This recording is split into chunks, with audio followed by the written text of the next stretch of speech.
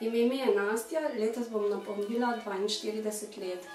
Živim s cistično fibrozo, diagnozo pa so mi postavili šele pred 3 leti. Vsa leta poprej sem imela zelo velike težave s pljuči, zato sem tudi redno obiskovala pulmologe. Ko sem bila stara 20 let, so mi postavili napačno diagnozo. Zdravili so me za tuberkulozo. Tudi po končanem zdravljenju se moje težave bistveno sploh niso zmanjšale, temveč so se samo stopnjevale do nekega dne, ko je bilo moje življenje nevzdržno. Odkar vem, da živim s cistično fibrozo, sem popolnoma spremenila pogled na svoje življenje. Vse, kar počnem z veliko vnemo. Živim popolno in pozitivno življenje. Živim vsak dan posebej.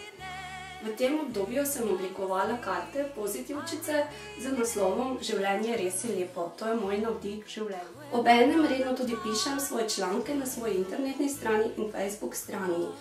Ljudi spodbujam k zavedanju, da je življenje res lepo in da ga treba živeti polno. Moj namen je ozaveščati ljudi o cistični fibrozi, da se ljudem ne bi ponavljali težave, kot sem jih sama preživela. Želim si tudi, da bi odkrili zdravilo proti cistični fibrozi, da bi mnogim podaljšali življenje, predvsem pa lajšali težave, ki jih povzroča cistična fibroza, to je zelo težko.